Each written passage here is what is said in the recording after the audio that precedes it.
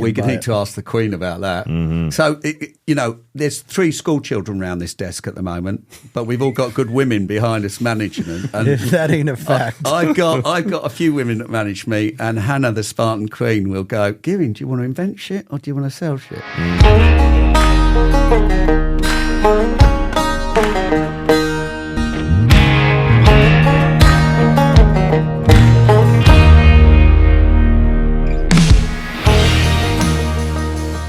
But I use the Stone Glacier gear on this one. It's the first time I've come off that mountaintop dry.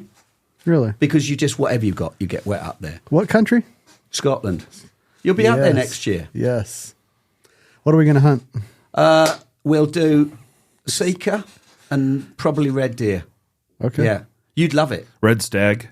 No, not in November. All be hinds. So a stag and a deer you or can two? do. So the stag's the male, the hind's the female for red deer. And then for sika, it's does and bucks. Okay. No, actually, no, I'm lying. No, they're hinds and stags as well. Just depends which deer species. Sorry, callers. Just complain to Avery about that for me not knowing my callers. So a stag is what we know as a buck or a bull. It's basically the male. Exactly. So red deer, stag, and then you've got the hinds, or it's bucks and does, depending on the species. What was the first one? Stags. No, the first species we could kill. Reds, red deer, and then sika. Sikas are the 3-horned ones? Well, you get Manchurian and Japanese. I'm not too techie when it comes to their horns. I just like eating them. Let's give this a try. Luke, can you throw a red stag up on the TV there so we see what it looks like? Oh, a red stag. This is, I tell you, this place, I'm super, super pleased to be this is all Jake. Yeah. I can take no credit for any of this. Well, Jake, I knew it would be you and not him. I know him too well. I'm the good idea fairy. Jake actually makes the shit happen. He executes it. But you've done this for me. This is super exciting because there's a lot of passion here. Those are New Zealand red stags, huh? Okay. Let's talk through these. Okay. So all of these crazy little things down the bottom here are fed in somebody's back garden and released, and somebody goes and shoots a so-called wild stag. Come on. Those are high fenced. Yeah. Gotcha. Yeah. Now, if you want big stags, Scotland's not the place. Because the food quality and the weather. Throw up their Scotland red stag. Is so atrocious. I would rather shoot a wild animal than a fenced one. 100%. If you want a big red stag, then you need to go to the west coast of Ireland. And they have some huge stags there. They look more like Argentine stags. And they are natural. Really? But there's mineral there. There's good mineral, yeah. Ireland told me that I can go hunt there anytime because of my last name. Yeah. Yeah, you got to do it. The clan blowing up. Look, there you go. Oh, and now that's a good one. Okay. That is 3-day Scotland red stag hunt. That's an exceptionally good red stag. I've spent a lifetime up on the hill, and I've probably seen a handful. Like How does that work? Is that all private? Is it like a lease, or how does that work in Scotland? That's a really good question. So it's nothing like you lucky lads here where you've got all this great public land. I'm sure there's a lot of pressure on this public land, but that's great. We want more people out hunting, shooting things, and let's hope in another 1,000 years we're still doing natural things rather than worrying about cross-gender toilets.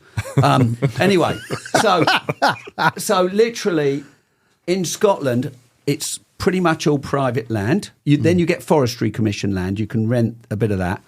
And so they've got what you call these estates, and then you'll have a deer stalker. You'll meet Sam Thompson if you come to Scotland. He's a cool dude. And he's really good on his natural history in Scotland. And they tend to be run by passionate people, a bit like us three in this table, that really want to get things done well.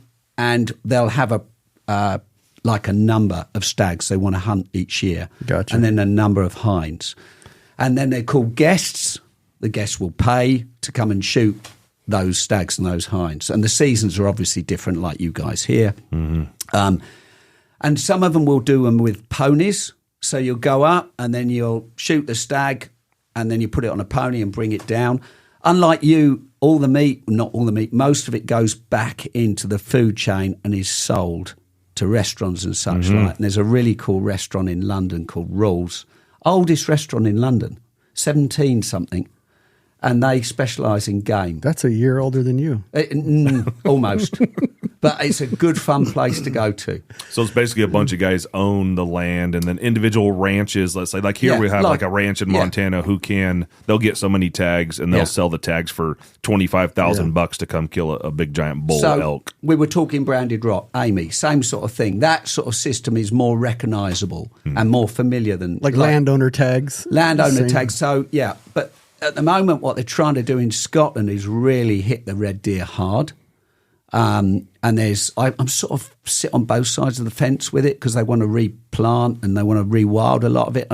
Quite nice to see, but a bit like your wolves, they want to put things in there that great, put them in, but come back with a management protocol if you're going to do it. If you're going to bring the lynx back, okay, when the lynx get to a certain number, let's make sure the lynx don't get out of control, because you've seen it in Finland, you've seen it in Sweden where they reintroduce the lynx and then the roe deer are annihilated. Is a lynx the only natural predator of a red stag? You would have had wolves and bear if you go back far enough. Okay, but they've all gone long time. And you couldn't put bear back there. So when you talked about control, so they're trying to, because they don't have any natural predators, you're saying they're trying to bring the deer population down? Certain parts, they want to grow trees. They want wild trees because Scotland would have been covered in trees, and they're even called deer forests. Right, which is crazy because if you come to Scotland, there aren't many trees there. And that's just they've all been logged out. They've been logged out for ammunitions boxes, boats, all sorts of things over the years. And because there's so many deer, they don't get a chance. And obviously grouse. You don't want trees in a grouse moor because predators live in trees and they're going to hit your grouse hard. So it's like a rocky desert, really, that has been very aimed at from the Victorian times, and I'm not an expert on this, but basically from Victorian times, wealthy Victorians would go to Scotland, have their super sexy estate built, fly all their friends and family up, spend the summer up there, hunt stags, fish for salmon, and shoot grouse. And the Scots are pretty good at getting things nailed, so they made perfect grouse moors, they made good deer forests, they made good salmon areas, and they enjoyed the sport. When these guys go out on a hunt, is it like the big tall leather boots, and they go out for the day, start early in the morning, and have the dogs with them, like we would see in like the typical American would think they see in a movie, right? Or is it like we do it, where we go out for 4 or 5 days in a tent? No, nothing like so. There'd be day events, right? And you'll go out with your piece, which is like your sandwiches, your lunch. So there's lots of little terms. It's very peace. I thought that was a kit.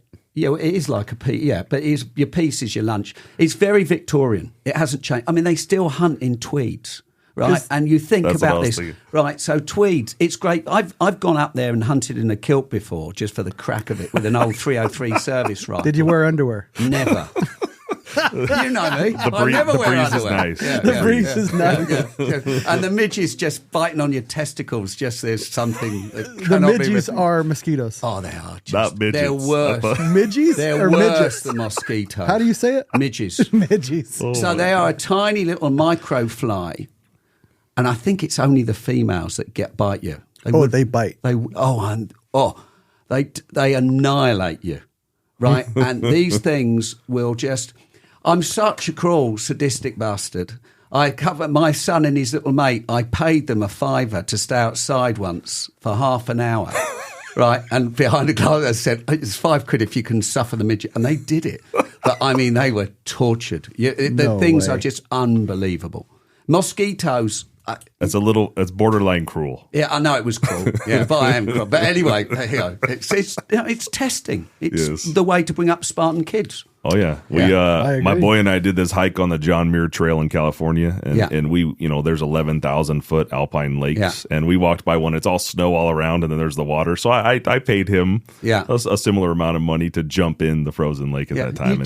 I have a video of it, and he hits the water, and his face just changes. So you got to do that to him sometimes. You've got to. And I came down. I was in Bozeman before here. I jumped in that Gallatin just to chill myself off, and I thought this would be good for me. And actually, it was stupid. Nearly killed me. How did that? 45 minutes before I could feel my feet again. Yeah. Fuck, you have a heart attack. Well, that's what my missus said to me. But you've got to go. Look, I don't want to die in an old people's home. Right? I think. The way to go. I don't want to live forever. It'd be great if I'm 60 this year. God, 60 years old. If I can get to 75, fit and fit and just drop off, I think you win bonus keep price. jumping in those ice rivers, Yeah, you'll drop off. We did it in Greenland a couple of years ago. So I went out with a fantastic guy called Tatsy, who's got a little boat up there, and he would jump in on every trip. So, and I said, and then the boys did it, Max and Nick, and I thought, it ruined my day because I knew I had to do it, and I hated it. And actually, it was equally horrible. There was a movie that just came out recently about some folk tales out of Sweden where there's this village kind of up in the mountains, and these people believe like you had like your life was broken into thirds. Yeah. And once they finish being a productive member of society, they fall off this cliff and hit the Killing Rock at the bottom. Ugh. It's a slightly horror film, and there's some twisted parts in it, but that goes along with your... There's probably some truth in that as well, historically, where food is... And I know Inuit adopted the same sort of policy, some of the Inuit up in northern Canada. So, yeah. Well, they're not going to take me out that way just yet. There you go. Yeah. But what were we talking about, boys? Nothing. We were talking about the peace of Scotland, Tweeds. Tweeds. So getting back to Scotland, we'll wrap this one up. But basically, it's very sort of traditional. And if you've gone out and hunted in tweeds for a day, I mean, Scotland is wet. Even when it's sunny, it's wet. It's always raining. Or if it's not raining, there's a lot of moisture in the air. So you just get heavy, wet and uncomfortable. And there's so much better stuff out there now. Is it always as dreary as it looks on TV? No, you can have spectacular days. And actually, it's one of my favourite places on the planet. And it does. You could have 4 or 5 weather fronts come through in one day, so you get a little bit of everything. But I love it. It's a little similar here in the Pacific Northwest. There's some data statistics about how many rainy days per year and so on. But it's similarly wet here in the Pacific Northwest of the United States. Yeah. Anyway, you've got mountains, eh? On the other side, you're going to get a dump. Right. Well, for those who don't know, we have Rob Gearing from Spartan Precision on the podcast. And what did you call me? I called you a podcast slut. Every time I turn on a podcast, there's Rob. Yeah. So we got to talk about some new things today. That's what I was going to say. We got to get some gems from you, but we'd be remiss if we didn't give our condolences to the Queen. She did a good job. I mean, I'm on the fence with the royalists. I think you guys are more royal over here than we are in the UK, actually. But I think... You mean pro-royal? Yeah. Okay. I think for a person, she was the dogs. She did a good job. I mean, you think how long she existed. She was probably ready to go, though. She probably thought, fuck, I've just done enough of this now. But funny woman. Are they... Over here, there's like a romantic... connection to royalty. Yeah. Over there, is it the same? There's lovers and haters. Is it 50-50? Is it 60-40? No, I'd say there's probably more people that are royal by virtue of the fact they're still in existence than not. But I think they don't actually have really any... I don't believe in us. If I want to vote somebody in, that's making a decision, if that makes sense. Mm-hmm. I think Cromwell was probably right a few hundred years back. To say, vote them in, and more importantly, be able to vote people out.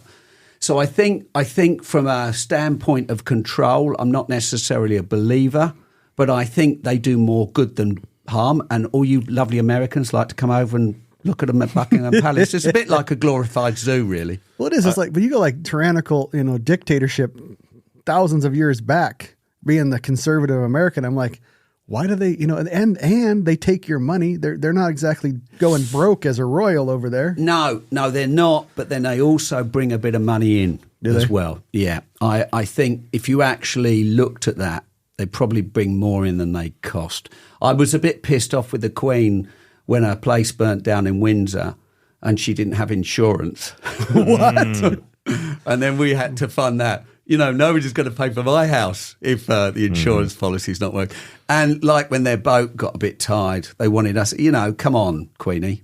You could play up to that one. I think I'm a little uneducated on the Queen or monarchy situation, but I understood that as the monarchy of today actually has no power to make decisions and laws and things like that. It's all for show. The people over there are funding a show, for the most part. It's a zoo. It's for want of a better word, it's a bit of history, right? When you get a new prime minister, they have to go and see the Queen and she signs off. And then I think on every Monday they go and have a chat, or tell her what's happening, cup of tea, you know how it works, and just make sure everybody's happy. But yeah, when it comes to actually control, they're not playing the cards anymore. Yeah, they're not a queen or king and a queen in the sense that you would see in the Braveheart movie or whatever, where, you know, there's a guy that's dictatorship over. Overall. And that changed really from Charles I when they chopped his head off, and then it went back again. Then his son came back and they dug Cromwell up and stuck his head on a spike, and it all got pretty ugly. I'm listening to the history of the UK at the moment, and it's fascinating. Yeah. I'm dumb to it too, but what year did you guys actually get a democracy in the UK? That's a really good question. I don't know when that would have come in, but it would have been Cromwellian times. Yeah. And then he went over and kicked the hell out of Ireland, and you guys hated it, and he was horrible over there. 300 years ago or so? Yeah, sort of 16 something. Yeah. Yeah, it's like when you come over, and I've talked to you before, I've done their podcast with you, it's kind of interesting because it is two different worlds. The UK. 100%. But now we are just run by people that, I'm going to turn into an old man now, but I have to do my rant. Well, you want to discuss Well, there's clouds out there you can yell at if you want to. It's literally, we're now run by people in the UK that have never run a business. Everybody around this table runs a business. You know, we're practical. If we don't do something, we don't put food on the plate. Now we've got people that are getting into politics that have gone into the right schools, like Eton, you know, costs a fortune to go there. So that you've only got the country's elite going there in the first place. 19 of our prime ministers. That's like our Harvard. Yeah. So, and it might be even more than that. But so they all go to the right school. They then go and have a little play at university. I never went to, I hardly went to school. Right. And then, they all go to school. They all go to the right university, study something completely useless like the history of art. And then they run the fucking country, right? And now we're paying the price for it, right? So I've had no internet for 2.5 months at work, and nobody takes ownership. And talking about, this is going to be fun. You Americans will not believe this. So we've just segued our business. So we've got a defence business and a hunting business, and a lot of practical reasons. The trouble we had getting a bank account. So thank you, Putin. You know, at least people woke up and thought, well, actually, defence is quite important. So now I have got a bank account. But I wouldn't have even got a bank account for your business. So that's how bad we are. We're 30 years down the line from where you boys are. So keep doing what you're doing. It hasn't always been like that, has it? No. It's got. I've seen it really deteriorate over the last 15, 20 years. Okay, so you go to get a bank account for a business, and they just say no. So what's worse than that? They won't even tell you why. And we bailed these banks out a few years ago, remember? And now they're playing God. I wrote to our Prime Minister and I said, we might not as well send our kids to school for the next 10 years. I can't even get a bank account. The country is screwed. This business is all about international trade. I even had the UK government interested in products that they want to buy from us. And I said, well, great, help me out. How do I get them? You can't make it up, can you? You cannot make it up. Is it a thing where it's a political thing where you're making stuff that goes on weapons? Yeah, 100%. And it's now we've got this crazy image where we're more worried about which toilet we go in or what we call each other, and don't even start me off, rather than it seems to me now that everybody's worried about image rather than effect, right? I'm actually want a result. We're looking at stuff on the table. We're looking at these fantastic rifles you're making it. You want a result because you're a small pack, because you won't feed yourself if you don't do it. I feel the same. You feel the same, right? But now we've got people running the country that will spend more money on worried about which statue is no longer in vogue than repairing the roads or fixing the telephones. Or which names of products that have been around for 100 years are no longer politically correct. Oh, please. Yeah. Anyway, that's not what we're about today. No, but I mean, it's like in the forefront, though. Like people are pretending to be something and we're making something out of it. So it is happening. So. And young people listening out there, listen, right? You want your freedoms. You get on there and you fight for what you want, right? And if you like living outdoors and hunting, and just do it. There's nothing wrong with what we're doing. Right, we've been doing it for thousands of years. There seems to be lots of links that pop up, different companies that are looking after conservation and hunting and all that. They'll put up a story on Instagram with a link, and it tells you go fill out a form real quick that's writing to your state senator or something like this. And taking that time is definitely worth it. It's great, and I think the silent majority is becoming less silent. Right, I literally. It is an old man thing for me. I've been on the planet for probably too long, and if it'd been medieval times, I'd have been gone by now. Somebody would have stuck something in me. But I just see it, and I think it's such a shame, and it upsets me greatly. And I think we've got such good potential. There's so many good news stories out there. Let's concentrate on those, and let's get people doing what they're doing. And there's nothing more conservative than a liberal, right? We were talking about it earlier. Remember what that word means, right? Liberal. Let's talk about. But conservative people tend to be conservative, but they listen to other people's arguments. It's a dangerous generalisation, but I'm not a million miles off. You talk to a liberal-minded person. Oh no, you've got to agree with them. No, I don't actually. And we've all got our own minds. We've all got our own views. We should have an adult discussion argument. I might not agree with you certain things. We're not going to fall out over it, but we can have an adult discussion. No, we've never been so divided, left and right. We got to talk. You have to talk or nothing happens. Yeah, exactly. So we're spreading the word, guys. Start it off. Yeah, and you can't sit on the sidelines anymore. If something, perturbs you or you don't agree with something, you got to, like the howl.org where you're talking about where you can go fill something out. If you go to howl.org, they have a bunch of stuff that pops up.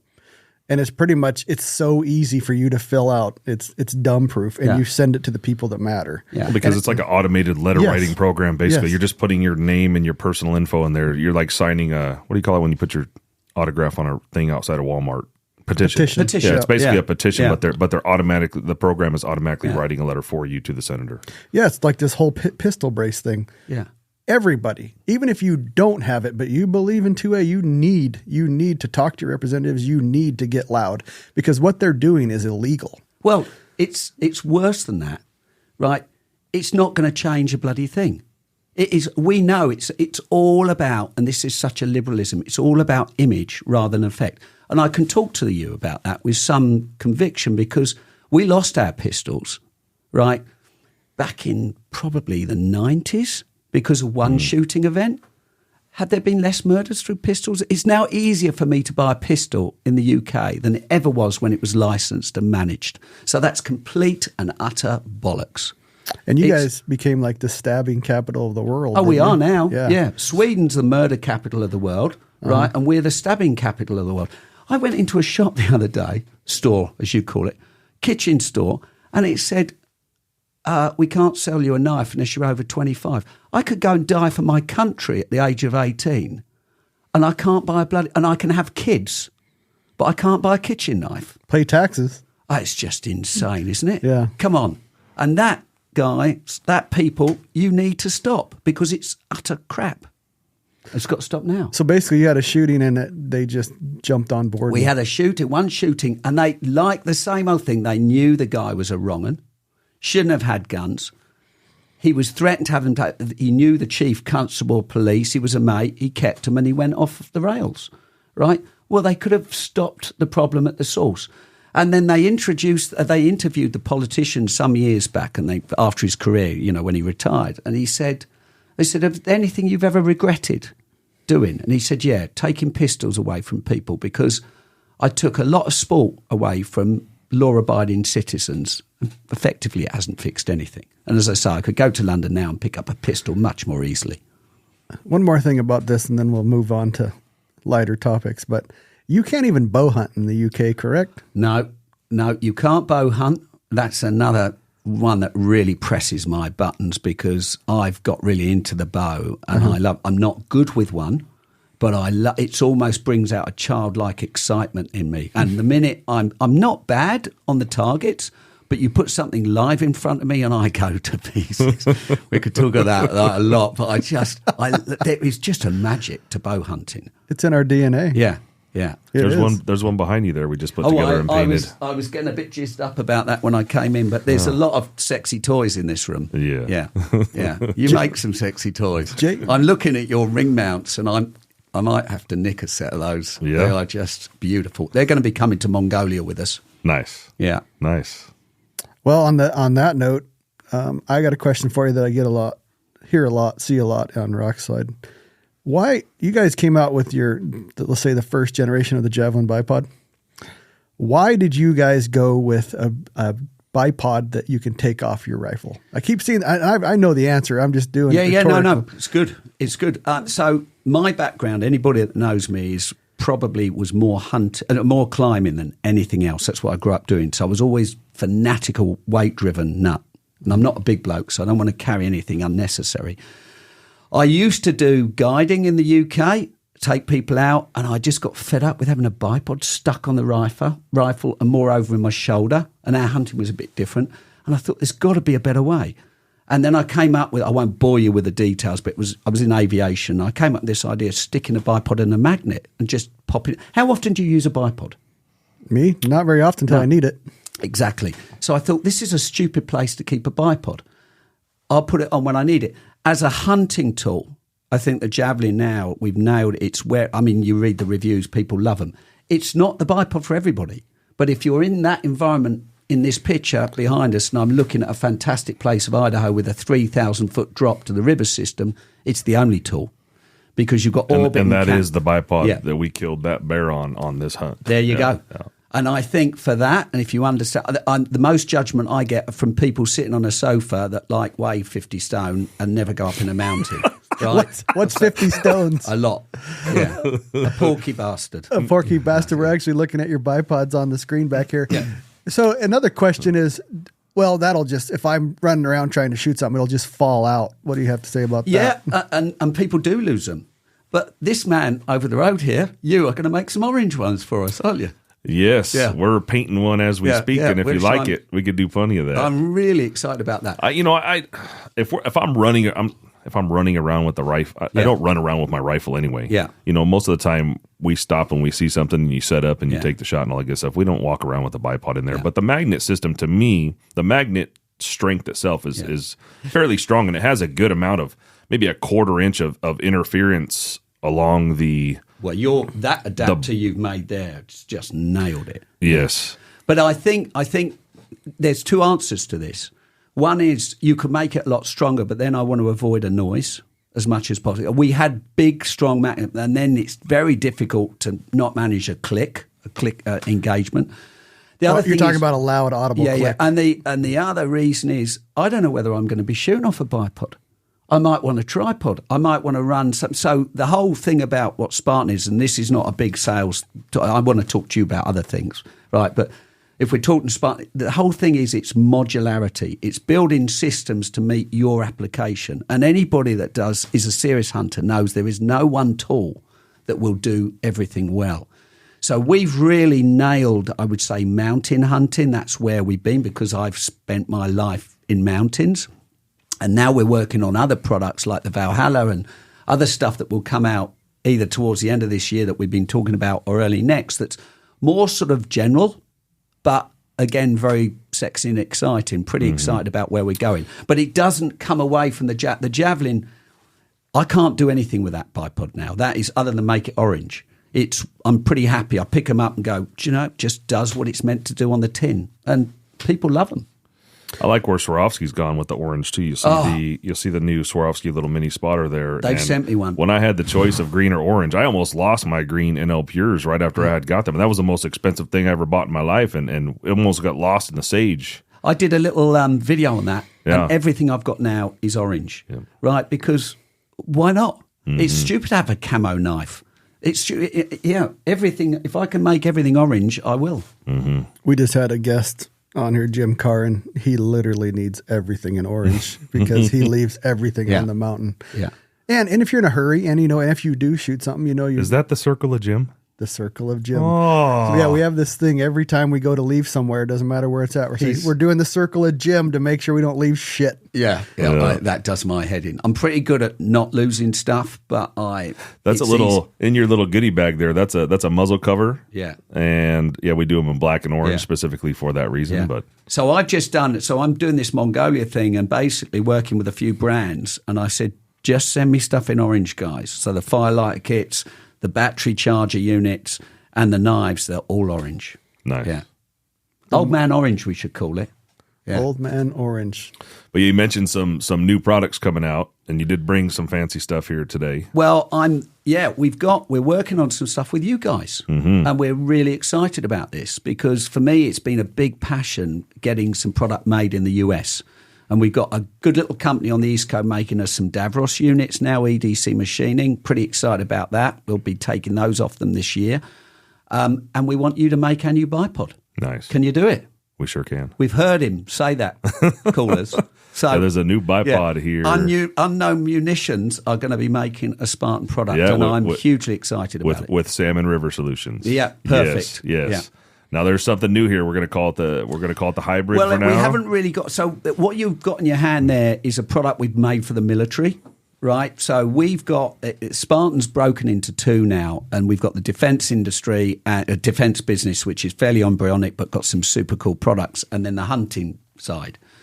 And that product that you've got there was developed for the French SAS, and we're working with them on it, but it's got a different adapter system on it. And I said, well, hang on a minute, there's going to be a PRS, and a lot of people that like, if you like Atlas and Harris, they're great bipods, it's our sort of answer to that. Mm-hmm. And I think having it made here is super. I'm so excited about this. It's heavy duty. I think loading up the bipod like everybody likes to do with this long range type of shooting, I think it's going to fit the bill for what you're talking about there. And if we build it that way, and we've got different leg configurations, you can have a thicker, heavier duty leg if weight's not an issue, or you can go different with a light lengths leg. as well. Oh yeah, different. It's all Lego. They all share the same thread application. So super excited about that. Yes. Well, it's heavy duty without being heavy. It's like comes it right at 10.5 ounces. Oh, did you weigh it? Yeah, we did. See, there you go. Avery's on it. He asked me that earlier, and I said, I don't. 10.5 is not bad. So Nope. I generally tell guys when they come in the store, we talk about bipods. I say, well, I have an Atlas Cow. Yeah. That is a pound. And then we have the Spartan Javelin, which is a half pound. So depending on where we're going to be hiking and what we're going to be doing or how far from the truck, you know, you have a choice of one or the other. Now you have this, which is just a couple ounces more than the Javelin, but it's going to fit the bill of that Atlas Cow. It competes with an Atlas more than a Javelin. I don't think we'll come away from the Javelin. I think for the purists out there, what would I use? I'm going to stick with a Javelin. But if I want a bipod to stick on the rifle that I can remove quickly, this is the answer. You know, we have a couple pretty heavy caliber. That's a 33XC behind you there, and you can see the round on the side of it. It's a cannon. You know, and I think in an application like that, for the couple ounce penalty, it may be, you know, better to run this guy. Yeah. Well, you can load that bipod as well. Yes. Yeah. And shooting off carbon is pretty sexy. I mean, it's a bit like it's like putting suspension on your car. And I do prefer the tactical legs versus the twist lock or just the standard. We can't keep up. Everybody's going tactical. My original Spartan, I bought just the leg replacements for it. So I still have the gray head on the top of the Javelin, but I have the black, tactical legs, and definitely prefer those. They're going to become collectible now. Nice. Because the greys we're finished with them. I still have one. A lot of people are going, the minute you stop something, everybody wants it. And now you're going to have orange. Well, now we're going to have orange in about half an hour. I guess I'll paint my gray. Well, maybe I won't paint the gray one. No, don't paint the gray one. Yeah. Collector's item. Yeah. What's the lengths? They come with the two different leg sizes, or are going to come just one standard leg? Avery, you asked me all these techie questions. Well, I mean, these are the things we're going to get. Well, the legs are interchangeable, right? So he'll still have on the new bipod, you'll be able to put the short and the long tactical legs. Those little short tactical legs, I think, are about 6 inches to maybe 10, something like that. And then the long tactical legs, I think, run from 9 to maybe 15. Yeah, those are the best. Don't quote. I make stuff. I'm crap when it comes to. I just say it's lightweight and they work. Yeah, if you're interested in the Javelin bipod, so we have those on the website, and I did a little product video that explains all those lengths that Rob is bringing up, as well as the different attachment methods that are available. Well, and I'm looking at your adapter now, and that is just a super cool idea for a carbon stock, because mounting gunsmiths adapters in carbon stocks, you have to know what you're doing. You've nailed it with that. So we call that the flush short rail. Yeah.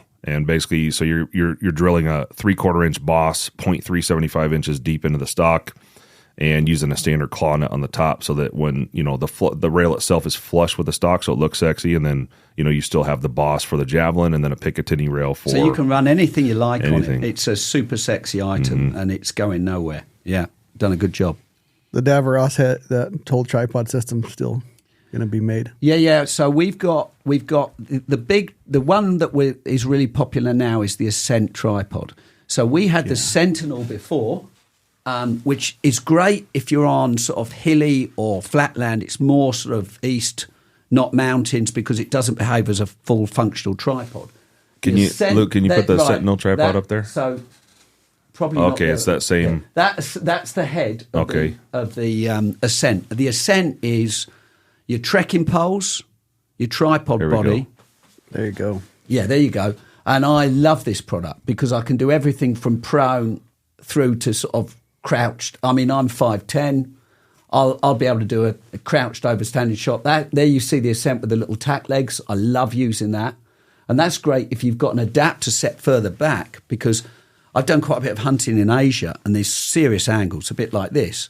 Often with a bipod, you're not going to be able to get the pitch. Whereas if you've got the adapter set further back and you're running that little tripod, it's a game changer. Mm-hmm.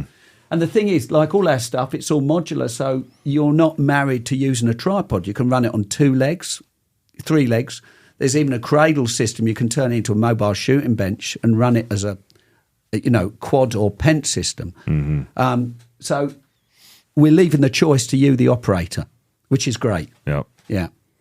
The Davros Pro head. Well, that head is impressive for what it can hold. Oh, have you seen me hanging off that stuff? This stuff, it works. That's more come a long impressive way. if I was hanging off. Yeah, of it. well, we could probably we'd probably hang both of us off it. We've got another tripod as well that we did for the military guys that will come into the hunting. Not so much the hunting because it's too heavy, but the PRS truck people. Hunting. Yeah, exactly. And that's called the Hercules. And there's a picture of me actually hanging off that with a Sacco M10 on the top. What's inspiring you for all the different names of your products? So I love the Greek terminology when we get a chance. And obviously being Spartan, there's a lot of things that segue nicely. And even, so I'll always use a Greek name if I can. Uh-huh. We did a military bipod, that's Scandinavian, called the Vida. Right, and that means God of Silent Revenge, which I thought was super cool. What's the name? Vida. Yeah, we're not doing them at the moment. We will, but it's not a hunting. Well, it's a people hunting tool, and people want to buy them, and they just don't understand it. It's got a very narrow footprint. It folds up, pops in the right, but it really works very good on those tiny little AR platforms where you wouldn't have a bipod. But it's going to buy you another couple of 100 yards if you need one. Maybe having some of your products you're working on, having most of your products made in the USA additionally to where they're being made now, maybe that'll help you get into some U.S. military applications. We have U.S. military all over us at the moment wanting products. There you go. So having it makes so much sense.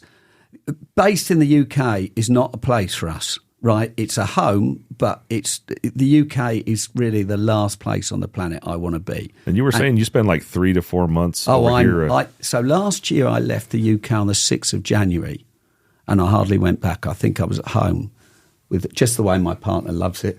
Yeah, there you go. And that's a super cool toy. We have a video. There he is hanging on it. Yeah, we have a video of him hanging off of the tripod. Well, people say, they're proof for like 40 or 50 pounds. I think that's dog shit. This thing needs to be bomb-proof. Uh-huh. So, and the nice thing is you pull our legs apart, none of those stupid plastic bits pop out.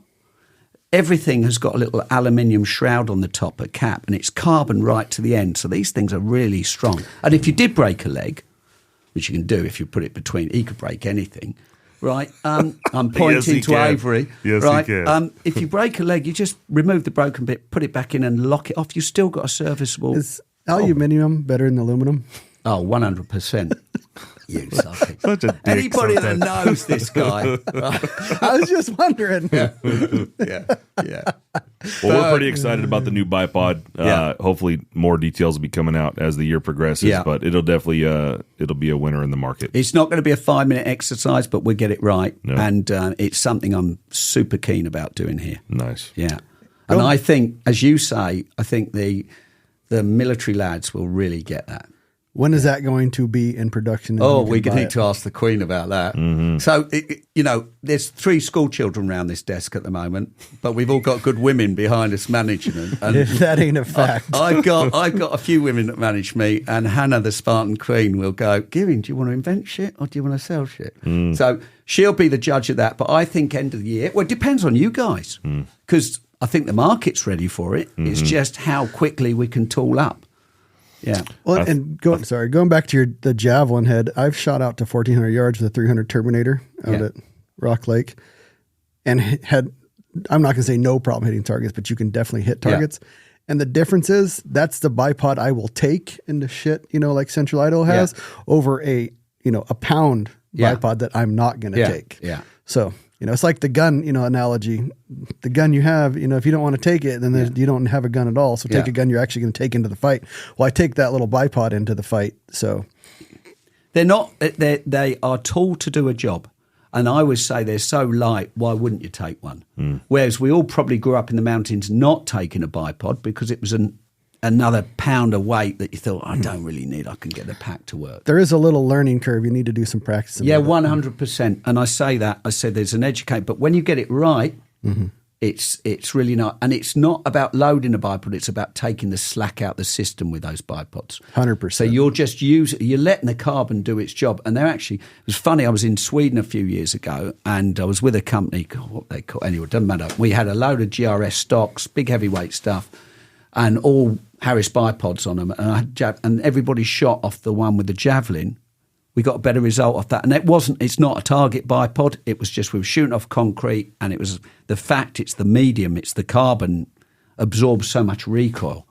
That's the only conclusion I could have come to out of that. Mm-hmm. Yeah, people look at it and they judge the book by its cover, and they're like, "Oh, it's 8 ounces." Well, There's they look at you and think way. you're never going to get up a mountain, but you do. Here we are. Here we are. Nice. Nice. Oh, damn. Yeah. You walk. You do a lot. Yeah. Oh, yeah. Yeah. If you dish it, you got to take it. What is the? Oh, I love taking it. I love giving it. That sounded kind of gay, but yeah. Oh, jeez. What? You're on a lot of, I told you I was going to hit you with this. I hope you thought about it. Go on. You're on podcasts like every other day. Yeah. So I've heard the same Rob Gearing stories. I need a gem. Did you ever almost die one time? Have you ever had an STD? Yeah. Have you ever, Oh, that's a sexually transmitted disease. Right, yeah. You've got to speak English to me. I need a gem. What do you should have had one by now. Yeah. I need a story that Rob has never told on a podcast. Okay, that's good. Yeah, right. Okay, there was a climb in the UK, right, and I've never talked about this. And I think the name of the climb was called Fuckface. Now, I might be wrong about that. And I thought, well, we've got to try this. And I was with a mad pilot crazy mate who climbed. So this is a technical rock climb. Technical rock climb, all traditional climbing. So you're putting gear up as you go. I mean, anybody knows about climbing. So you put your protection in. And your last bit of protection is if you take a fall, that's where you're going to fall to. Plus that rope length again. Yeah? Does that make sense? Yes. I mean, what they're doing now in climbing is just a different league. I was positively gay by comparison to what you see people doing now. It's just, but at the time it was sort of probably felt like we were pushing the envelope. Anyway, we did this climb. Well, we got there in the end, but I was leading and I don't think I've ever talked about this before. So you said nearly died. And I managed to put a bit of gear in, which you do going up. And then I couldn't get anything in for like probably about 100 feet. And you're talking where you put, how does that work? You put like a little wedge in? So you get things called RPs, nuts, friends, like camming devices. Mm-hmm. They're all pretty good. They've all come on a long way now. And then you climb on a dynamic rope. So the rope's designed to stretch 30% of its length so you don't get cut in half when you fall off. And also it won't pull the protection out if it's a shock. So you're climbing dynamic ropes. I didn't get any gear on this climb, right, for a long, long way. And it was a difficult climb and I was on the fucking edge. Right, sorry about the swearing, school children. Oh, it's okay here. But I'm sweating now thinking about it. So that was a very close to death sort of thing. And I got to this ledge, right? And the ledge was, because the climb was a vertical climb. And then there was a ledge, probably, I'm going to say, 70 degrees, something like that. But it was nothing on it. And I was sitting there and I was thinking, I couldn't go down. Right, there's no way I was going to go down. And I couldn't go up because there was nothing to hang on to, right? And I must have been there. And the weather was atrocious. So it was really windy. And because I hadn't got any gear and there was so much rope out, I was tight on the rope as well. So I couldn't communicate with my belay guy. And I was thinking, what the hell? Do you imagine this wall behind us, flat like that, just angled like this? And I've got maybe 120 foot of fall behind me. And you're there and you're thinking, I've got to go, and I've got to hopefully find something, right? And you don't know, right? And so anyway, I sit there, I sort of compose myself. It felt like forever. It was probably a good few minutes though. So finally I have to make the executive decision that I've got to pull up even more rope because I'm tight on the rope. So I'm buying myself another at least 10 foot for this slab. So I'm pulling this stuff up thinking, and I'm not in a good place even on that ledge. I'm tiny little. So I'm pulling this bloody rope up, hoping I've got enough. And then I've got my slack. And then I have to belt and braces and go for it. And I get on that slab and I just manage to scanter up and I find these little matchbox kind of pockets to hang on to. I think, for goodness sake. And I get there and I managed to get a bit of gear in. And the thing that really made me bring it home was I just had a moment there. I thought, ooh, that, you know when you really shit yourself. And it makes you feel alive, doesn't it? Right? And this is a problem now with young people. Well, maybe they are, but I think not enough people shit themselves in life to really appreciate the good things. And then because people used to say, why do you climb? And I said, well, because then when I make a cup of coffee or a cup of tea, it's easy. It's a bit like taking drugs without abusing your body. Unless, of course, you fall off. Anyway, back to the story. I get to the ledge, get a bit of gear in, right? And my mate comes up afterwards. Now, he's on a rope. He's tight on a rope. And he's a tough old bastard. You know, he's a proper good lad. And he gets to the ledge and he looks at me and says, where'd you... So how the fuck did you get up there? Yeah, exactly. And I said, fuck you. You're on a rope, mate, right? You know, so just that was one of those situations where had I fallen... he would have never caught, I would have just gone. Yeah. And so there's been not a huge number of those events, but there's been events like that in my life when I was climbing. I just thought, oh. And there was another one in Greenland where I soloed a mountain, never been climbed before. And mate, I probably have talked about that. And we walked past it 3 days later. The whole slab just went woof. And I thought, I was on that 3 days ago. That was a bit of a wake-up call.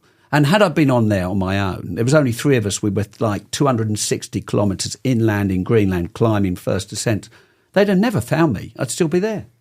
You're climbing actual ice? That was snow and ice. Gotcha. Yeah, but I soloed it. It wasn't a particularly challenging climb, but I'm still probably the only person to ever been up there and got back. And it was one of those things I thought, just go a little way, see how it goes, and you end up doing it. Make sure you keep that thing. Oh, yeah.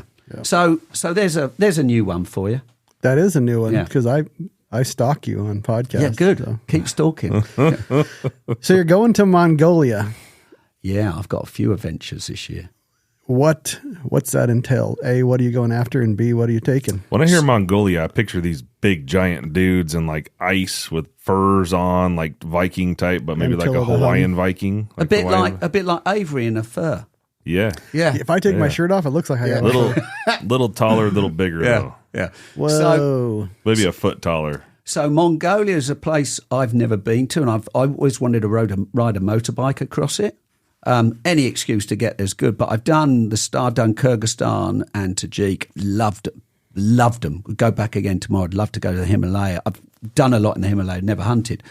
So I'm going with our cameraman. I'm going from Paul Goki, who Happy Antelope sells our gear on Amazon. He's a cool guy, and we're working with some really good brands, and we're going to film it, and we're going to talk about the products we use and why we use it, and we're going to be taking your mounts. Oh, yeah, and hopefully, if you've got your 7mm ammunition ready in time, we're going to be using that as well. Yeah. But I'm at that age where I want to work with people because I believe in their products.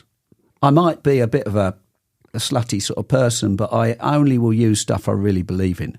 And so there's great companies out there, and I love to share that. And we're talking about that Shannon Gastronome. I mean, shit, that stuff is unbelievable. Ryan and I just ordered a bunch of dehydrated meals before we or freeze-dried meals, I should say, before we left on this hunt right here. And gastronome was one of the ones we tested and brought up, and it was fantastic. Well, you know her history? Fantastic. No. So she's a Michelin star chef. She went on a little boat trip or camp out, and she wasn't too impressed with the food, and she said, I can do better.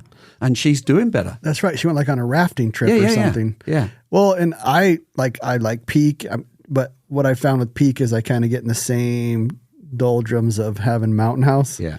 To where that gastronome is a whole nother, taste palette or whatever you say for the connoisseurs of food. And it is something I've never tasted in the freeze-dried meals. No, I mean, we get some good stuff out Scandinavia, some excellent food, and it's really good. But I liked her stuff because there was some substance to it. It was like big chunks of food. Like the Peak, I remember Peak was fantastic a few years ago, and it's something about the last year, but it's almost like when you get to it and you finally heat it up, it's like it was pulverized into almost like powder. Like all the bits are very small, so everything turns into a food mash, whereas the gastronome, and there's a couple other good ones that we tried out there that it's just big chunks that tend to stay feels together. Like real food. Exactly. And it's if you're out for a few days, it's an important part of for me, it's just keeps you going. It's something you really look forward to. Right. And so eating well is, and I'm very basic. I take a lot of rice now. I'll take some dried sausage, maybe like a lot of salt, because people don't get enough salt in them. If you're not eating so lots of salt, can't overestimate that.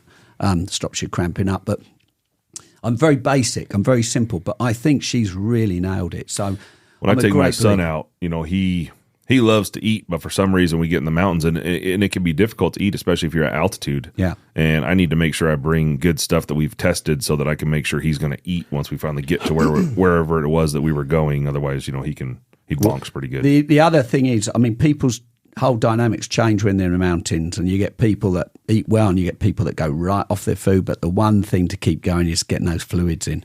Yes, and I'm not exactly a set of car keys, as we all know. And I think Mason has the same kind of problem. I get hot, and I don't want to eat. Yeah. And if I got to go dig into a mountain house, I'm not knocking on a mountain house. I've ate probably thousands of them. Yeah. And the Peaks, they all seem to taste the same. Yeah.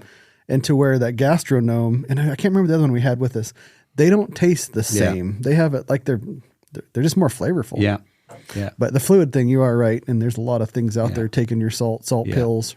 I don't get anything flashy. I mean, obviously there's a lot of good companies out there that doing some wonderful stuff, but it's just replacing what you're sweating out, and it's a pretty basic thing to do. I've been saved by Ryan's supplements now a couple times on different hunts, and it never made it to my hunt pack list. My LMT, Excel sheet. That was the stuff, the LMT stuff. Yeah, you ever tried that? No. Yeah, but having some type of It's of course salt is the majority of it. It's your electrolyte replacement basically, sugars, but having some type of pre-workout type of stuff to help you get through those tough hunts is mandatory. Yeah, but I just can't cope with anything too sweet. It's just not the way I want. So I have to be really. I mean, we did a Devizes. There's another one. We did a Devizes Westminster canoe marathon once. So you start Devizes, and I think it's 126 miles non-stop, and you finish at Westminster Bridge.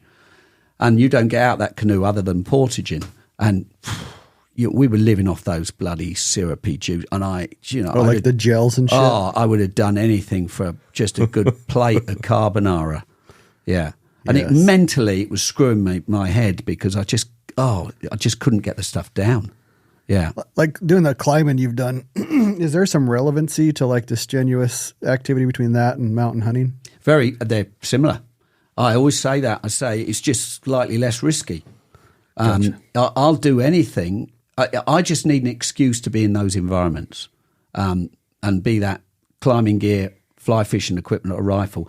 And we all grow up as killers. I've said this before, but you turn into a hunter. And I've got that level now where I've just had the most epic Frank Church experience. I mean, what a wonderful place on your doorstep. And it's just the whole journey with Ian Harrison at Recall was just fantastic. Just finished too quick. We didn't see an elk. Did it ruin the experience? It was the excuse to be there. No, not one bit. We had a fantastic time. We all came out. We almost, like a lot of trips, you think, well, I'm glad that's done now. I'd just come out the Arctic. I was glad I was finished on that because that was hard bloody work. That was minus 31 centigrade. Don't know what that is in Fahrenheit, but I froze my fingers. Freaking cold. Yeah, and my eye damage to my right eye, which is my shooting eye, is just getting better now. Like snow blind? I froze I didn't get snow blind. I froze my eyelid and my focal point, so my eye was not focusing anymore. Where were you? Were you hunting? We were hunting Capercaillie with a good friend of mine, North Linthroth, who's a bit of I highly regard that guy. He's a tough nut. What are you hunting? Capercaillie. What is that? So Capercaillie, you should know this word, being an Irish descent. No, it's a Gaelic word, and it means it's the giant of the grouse family. It's the biggest in the grouse family. She almost died over a bird. Oh, we didn't even find a bird. It was even too cold for them. Is this like a American chicken? It's bigger. It's more like one of your turkeys.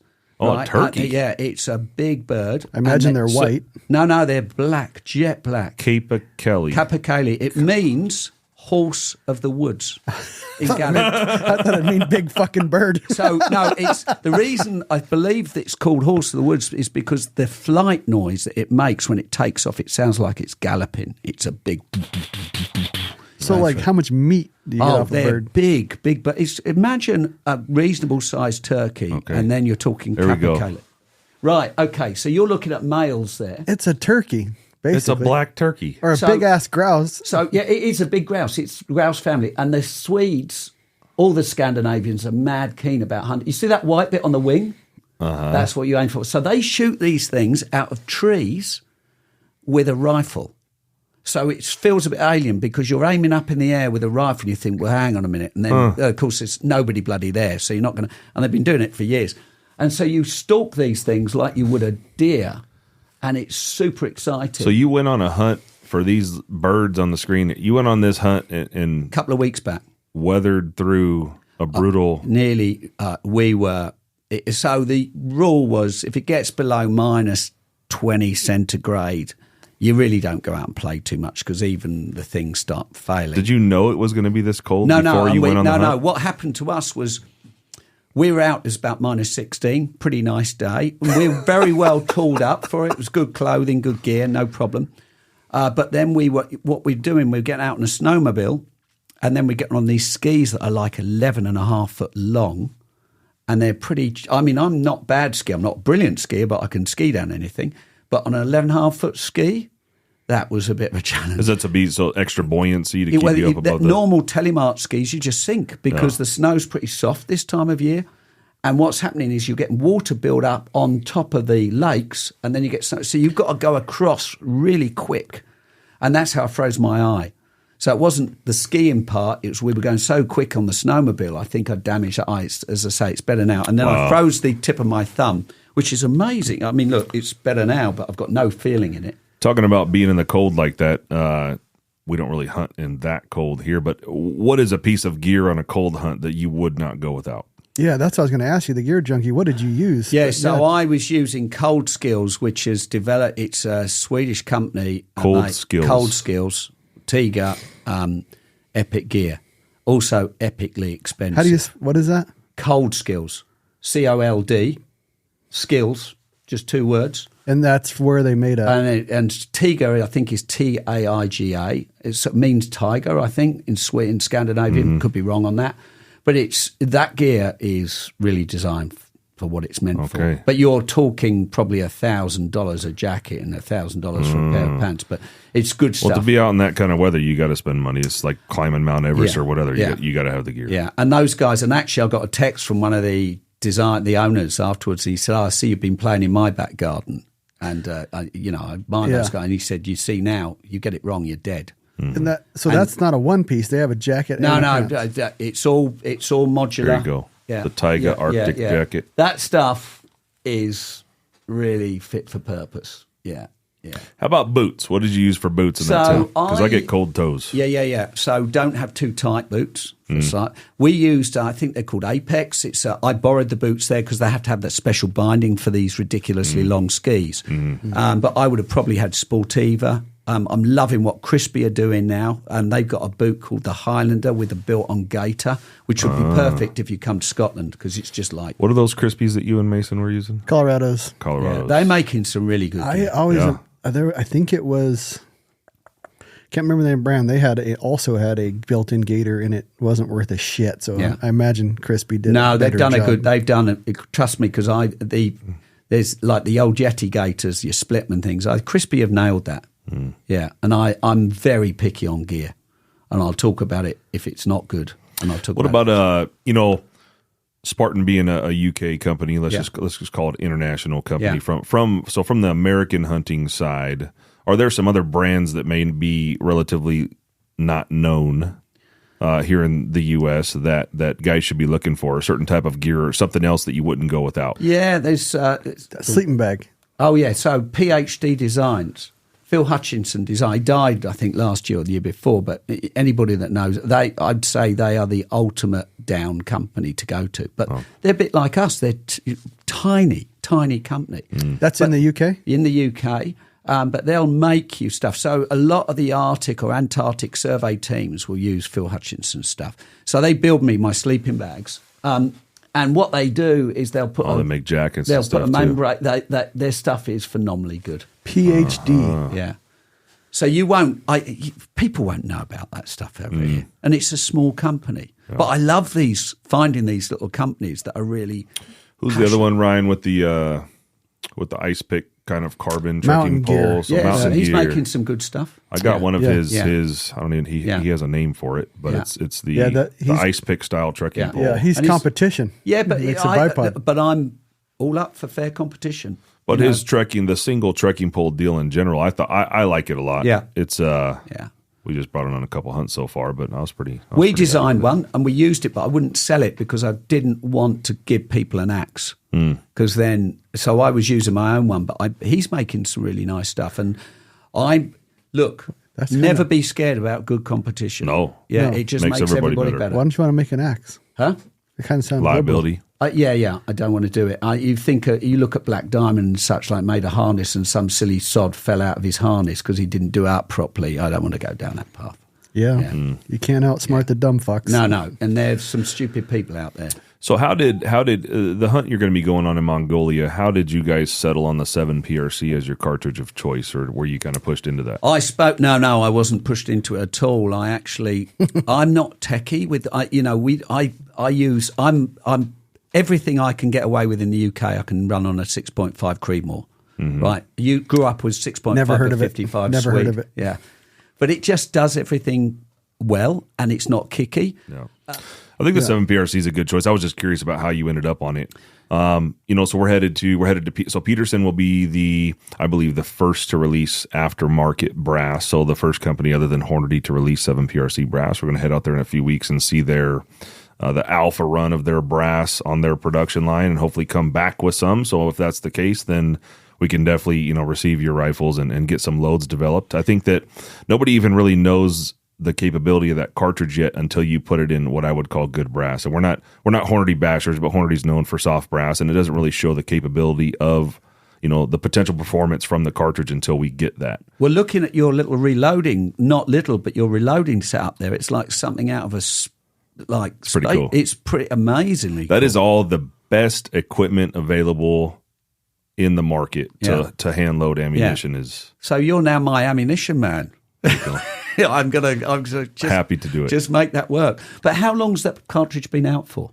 It was just announced publicly just maybe 6-8 weeks ago. Yeah, people knew about it last spring. They sent out they sent out rifle building packages. So from their existing customer base, they sent out some packages, and guys wrote up some articles and did some load development and whatnot. It hasn't been out long. It's a unique cartridge for a very specific reason. So you have 6.5 and 300 PRC, which are both hugely successful in the hunting market. The 6.5 PRC is a short action cartridge, and the 300 PRC is a long action cartridge. And then they come out with the 7 PRC, which is it's a little bit too long for a medium, and it's on the smallest side of a long. So it kind of put itself in a really weird spot. Yeah.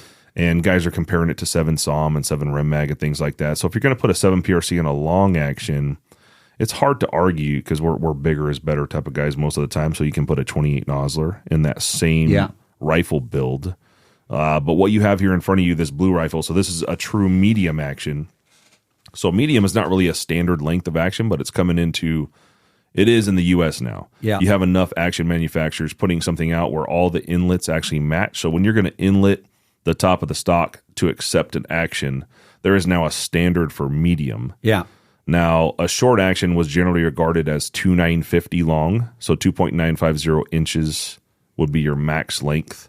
And then you had your long action, which was 3.750. Oh, it's quite a difference then. There is between the short and the long. Yeah. So there was room in the middle for a medium. I mean, it would make sense then. Yeah, so you have Defiance XM Plus. Yeah. You have Lone Peak, Stiller, Zermatt, and now Bat Machine, who all make mediums with the same footprint. Yeah. Now that bottom metal and mag on that rifle, our Unknown Munitions bottom metal and mag in a medium M5 footprint can receive a 3.400 inch round, which the standard is 3.250. So you just squeeze one in there. Just squeeze the 7 PRC in, and that was the goal. But, again, putting a 7 PRC on a medium is an arguably better choice than not utilizing the entire long action. And you're going to save a bit of weight as well, aren't you? A little bit, Yep. I mean, we're looking at, I guess that's a Cryptek color. Yeah, it's pretty sexy. That's the Icelandic Cryptek. Yeah, it looks very cool. Yeah. And you've done the scope and everything. I mean, it's an amazing setup. Yeah, the guys in the Cerakote shop are doing a pretty good job. And, of course, we have the flush Spartan rail in the front there with your Javelin bipod. And your lovely mounts. Yes. Yeah. What's this thing weigh? It's funny because we actually didn't weigh. I'll weigh it right now. Let's see. I'm glad somebody else doesn't know what there's no I always weigh things. Yeah. Like that's the first question I ask Jake is, what does that weigh? 8 pounds, 13 ounces. Not too bad, eh? For you, it's got and that's what that's got a hefty Night Force on top. That's a Night Force NX8 4 to 32. What was it? 8.12. Yeah. Oh. Yeah. 8 pounds, 12 That ounces. is light. That's not embarrassing, is it? With the scope, that's a big, heavy. So that's a 22-inch carbon 6, fairly heavy contour barrel. That's an AG Composites chalk branch stock. Night Force NX8, the Bat Machine, Vesper medium action, and then our bottom metal and mag, and a TI Pro self-touch. So that's a titanium muzzle brake out there on the end also. And with the bipod? You're going to be under 10, I imagine. Yeah. Still under 10. Well under 10. Yeah. Completely dressed out. Yeah. Oh. That is sweet. Amazing. Yeah. So, no, it's good. I mean, there's so many choices. So I was at Branded Rock. My son was working with Amy for 3 weeks, helping a bit of guiding. He loved it. He wants to get a green card and come over here now. And he got me into the 28 Nosler. Mm-hmm. So he shot an elk cow at like 570 with that. And that was a pretty impressive. And then I shot an elk cow, I think the following day at about 600 front-ended. And I like that caliber. Mm-hmm. But that's about as high performance of a 7mm cartridge as you can get. Yeah. So when you if you put the 7 PRC in perspective, you have on the short action side you have a 7 SOM, which is Remington short action ultra mag. Yeah. Then you have the 7 PRC. Then you have 7 Rem mag. Yeah. And then you have 28 Nosler. So I grew up with a 7mm Rem mag, but I had accuracy problems with that. Mm-hmm. Well, it has, 7 Rem mag and 300 Win mag are very old SAMI specs. Yeah. So SAMI is the same as your CIP spec in Europe. So the SAMI spec is 350 overall length. So the cartridge is paired with bullets that have a very old design to them. The short length is really a debilitating disabling factor in the cartridge overall. Now, if you're going to build, we just did a Rifles Deconstructed series we're starting, and we talk about if you're going to build a completely custom rifle and you're going to custom throat it and custom ammo, you can do almost as much with a 7 Rem mag as you can do with a 28 Nosler. Yeah. There's a slight performance difference, but the capability, there's really a cartridge for everything if it's full custom. Yeah. Now, that's where the 7 PRC will beat the 7 Rem mag because 7 PRC is spec'd out with a 180 grain ELDM bullet. Right. Because of that, the SAMI spec is phenomenal. And then they'll compare that 180 ELDM ballistic with what a 7 Rem mag does with a 160 grain AccuBond, and that's where the marketing comes in, where they're saying one cartridge is superior to the other. So I have a question, because when we were in the Arctic, Ulf was really on about barrel twists. Mm-hmm. And he said for a accurate long-range rifle, you really need quite high twist rates. It's not really specifically because of long range. It's more about that you use a higher BC bullet for long range and a higher BC bullet, or any part of the bullet's characteristics, are really going to, you really have to look at the barrel length and the cartridge horsepower that's pushing the bullet to figure out what the twist rate needs to be. And we're talking fast or slow, not high. That's the faster, longer the bullet, the faster you twist. There's so much science to this, though, and I'm very good at going to people that have spent that. Like, you go to bed thinking about this clearly, right? And so I just speak to somebody like you and say, "What do I need?" Mm-hmm. I'm very good at hooking up to sort of good people and going, right, well, that I can cope with that. And there might be arguments, as you say, between you and Joe, but you're still going to know infinitely more than I do. Yeah. So we were talking about the 7 PRC actually, and I told him that it's smaller than a 7 Rem mag, and that kind of started a little. I didn't know that. Like, I didn't.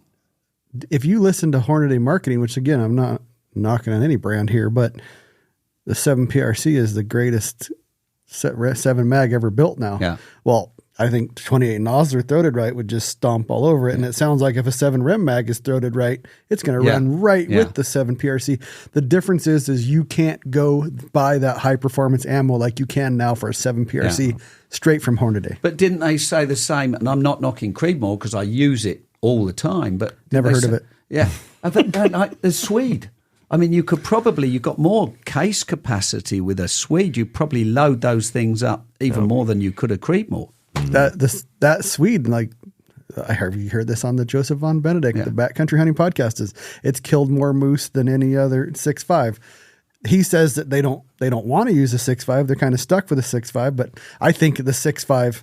It's factory ammo availability. Yes. That is determining. Yeah, and the thing about the factory ammo 6.5 by 55, it's always underloaded because there's so many old Swedish military rifles. It's a bad SAMI spec. It's an old SAMI spec. And the Creedmoors and the PRCs are just the new hotness, using the new bullets, and you can't get around it when it comes to factory ammo. But tell me, another layman's question, the 260... 260 is just like a 6.5. Yeah, and it's better. It's than better. A 6.5 yeah, Creedmoor. I think I believe that. Yes, it is. But again, it's Sammy stupid. Race. Yeah, it's Sammy dumb. Hornady came out with a better Sammy spec on a 6.5. But man, a 260. You rarely get. I had a Tika in a 260. Yeah, I did. And it was. People always say, "Oh, it's a half minute," all day long. Well, this gun literally would shoot 5-shot groups half, but 260s. Again, it's just throated wrong. Why we're talking Jukka Katola from Sacco, you owe this guy a Sacco rifle, and he'd do a good review on it. Yeah, I don't know the name you just said. No, he's a good friend of mine, and I've done a lot with him. And he's in Scandinavia. What's his name again? Jukka Katola. Jukka Katola. Yeah, it's the S20. Well, we'll make that happen because PRC. you need to do a review on those rifles. They're fantastic out-the-box rifles. Fantastic out-the-box. I've been telling Jake how great Tikas and Seikos are, and he's finally. I think he's finally turned the page. I'm a big fan of Sacco and Tikka. They're just for an out-the-box rifle. They just do everything very, very well. I mean, there's a lot of fantastic rifle manufacturers out there, but factory rifles, they take a lot of beating. Yeah. Well, we kind of run off the rails like we always do. But that's healthy, though, isn't it? Oh, it's fantastic. Yeah. I don't even think you actually told us what you're going to shoot at in Mongolia. Oh, so, let's get back a little bit on the Mongolia. So we're going to be... Is it a yak? Living in a yurt, eating sheep's testicles and eyeballs. Nice. You and Liver King? I'll eat anything. I'll have a go at anything. Max, my son, was up in Scotland. We shot 9 hinds in 2 days, and he was hungry, so he took a liver out and started eating it raw on the old hillside. I thought, my goodness. So, yeah. You'll have to do that, of course, if you turn up. But anyway, isn't the liver like the collector of all the bad stuff? Yeah, in the but body? It's still very good. We'd be far off eating the lung and the liver and all the shitty bits than the meat. That you get a lot more goodies out of them. Okay, you just got to watch it with Arctic animals because the livers are very high in vitamin A, so you can OD on them a bit. But I'm all into that kind of stuff. Anyway, Nose ibex. to tail. We're Nose ibex. Ooh, Ibex. What species? I haven't got a clue. It's a matter. Mongolian ibex. Yeah. I don't think that's the correct term. It's like there's different there's subspecies. a load. I'm no it's like expert. a regional thing. There's Slight also differences. They also have a red deer. Oh, my seat's disappearing. Luckily there's no spike up there. And anyway, so I think we're being after deer and ibex. But I'm just, that'd be epic. I'm really looking. What kind of deer are there in Mongolia? I'm not sure. Some Asian deer. Luke, what kind of deer in Mongolia? Luke is our Jamie. It's a red deer, Luke, but it's got a special name. If I had my favourite American Amy here, she would tell us. Mongolian red deer. These things, getting back to these capercaillie, what we do when we get them. We're all over the map. That bird is, this bird is so stupid it gives you a point to aim. Yeah. It's got one white dot right where you want to point. But we eat them raw. It looks like a cross between a turkey and a grouse. So we eat them raw with a little bit of egg and onion. Fantastic. Yeah. That sounds good. Grouse are delicious. Yeah. Deer in Mongolia. Top left there. Blow that one up. That looks like an elk. No, it's not. Red deer. Mongolia's impressive red deer. Is that what you're going after? I believe so. Damn, that looks like an elk. It does look a bit elky, doesn't it? It's very, very elky. Yeah. It'd be hard to tell the difference. Yeah. All right, Luke, Mongolian ibex. Let's see what that baby looks like. They've got a lot of wolf out there as well, I think. So the deer look like an elk or red stag.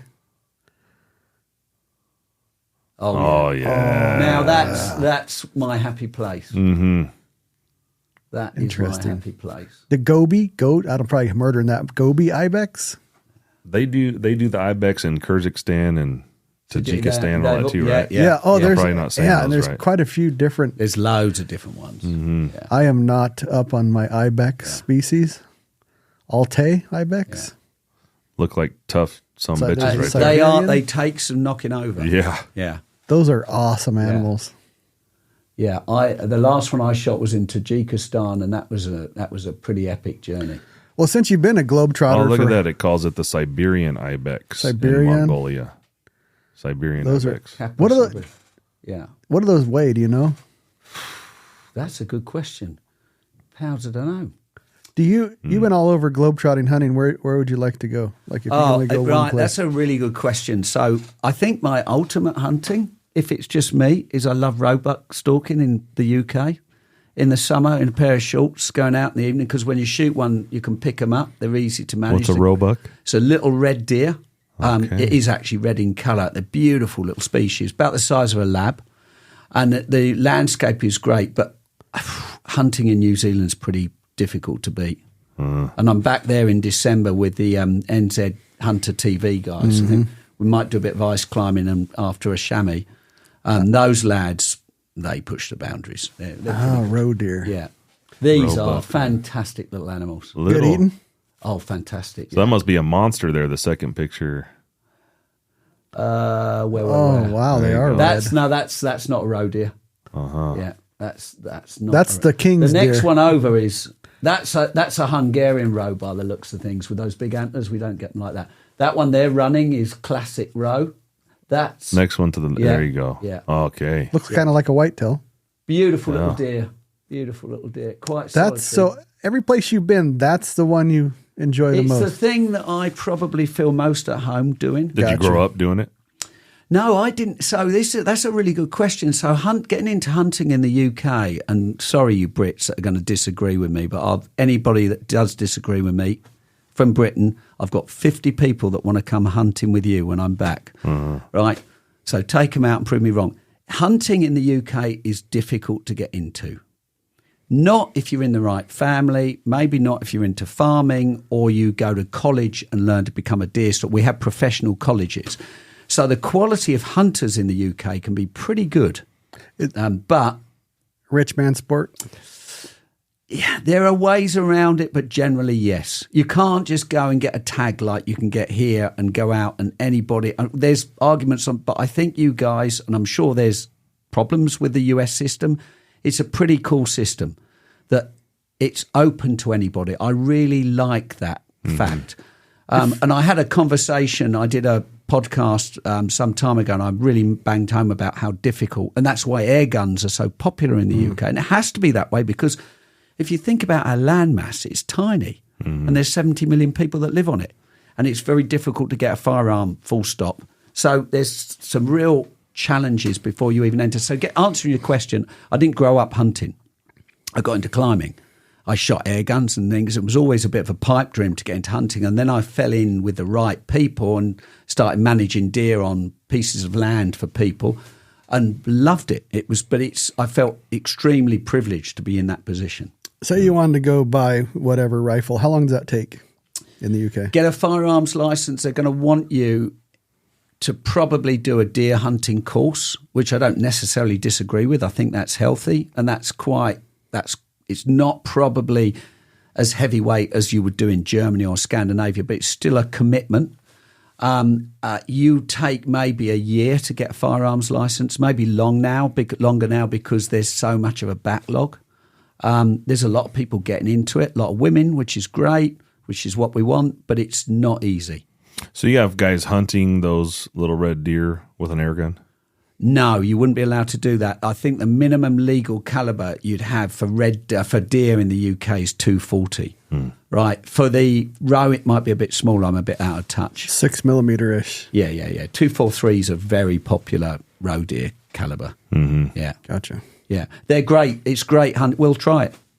Yeah, we'll try it. But that's a lovely little species to hunt. And it's great eating. Well, we've been on for an hour and 30 minutes, so is there anything you want to close with, Rob? Is there anything? Well, we need to try and get you to get a flavour in Scotland, don't we? Oh, I'm in. I told you. Tell me my schedule's clear. We've got to get the Queen on board. Hannah, you've got some more guests. And you're going to have to put up with him. No, that would be fun. And we could do a podcast. Oh, he'll be on his best behavior. Yeah. So I'm thinking it probably will be November. Unless we're drinking, then I can't. All bets are off. Yeah, I'm sober, so I babysit. Yeah, it's good. If we get a little whiskey, or I don't drink wine because that shit's gay. Yeah, we get some whiskey. I can see you got a bit of Nog Creek behind you. Yeah. So, anyways, if we keep it minimum on the drinks, I'll be well behaved. So but they won't. They'll have a whiskey tasting evening, and you'll be trying all those, and you'll be done. Yeah. Oh, man. Yeah, that's going to end up wrong. I tell you, that'd be bad. But it'll be an entertaining podcast. Uh-huh. But we're going to be back, aren't we? Because we've got some future stuff to do. Absolutely. So when this is all ready to rock, we'd definitely be so your we're next talking, tour. In the next 12 months, we're going to have some American-made Spartan gear? Well, are we? Absolutely. The pressure's on. Oh, yeah. Yeah, I'm 100% on for this. Because the UK is okay, but American-made stuff. No. This is going to be. We want an American flag on this, and I think we're in the right. There's a real energy in this place, Thank you. And I like that, and I like the fact it's small, and we can grow together. And that, for me, the machine shops that I've been successful with in the past have been smaller, and they've understood where we want to go, and they go, oh, we need another machine. The passion. Yeah. If you have the passion for the product you're producing. You can do so much with passion. It's not a job shop back there. We only make hunting stuff. Yeah. So growing up in the UK, did you always think, God, those Americans are such arrogant fuckers? I think you've got 50 different states and it's 50 different countries. I would agree. Yeah. I think the diversity of this country is huge. It's just like a giant version of Europe. You can't... Yeah, we don't want to get into our politics again, but you've got so many different flavours here. And I think it's such wonderful opportunities over here. If I was the average American, why would you travel? You know, when you've got this out, you look outside your window. I know it. Yeah. And a lot of people don't really appreciate what you've got over here. And my go home on this is appreciate it and recognise what you've got and do not let it go. Right? Yes. Public land from a country where we do not have public land or very limited, or if we have public land, we certainly can't hunt on it, is so valuable. Mm-hmm. So whatever those politicians are doing, if they're not doing what you want, vote them out and get somebody in that is. That's what I'm going to finish my words with. Great advice. I should write that down. Yes. Well said. Gearing for president. Nice. I can't even get a green card. Well, we've already had one president who wasn't American. I'm sure we can have another. Oh, here we go. Yeah. So, all right. Well, thanks for coming. If you need to get a hold of me or Jake, go to podcast@shoottohunt.com, and we appreciate your feedback. Again, Rob. Guys, I've loved every moment of it. I thought it'd be fun, and it's not disappointed. Nice. Yeah. Thanks for coming. Thank you, Pleasure. sir. Nice, Rob. Did we do all right then, lads? Yeah. We did.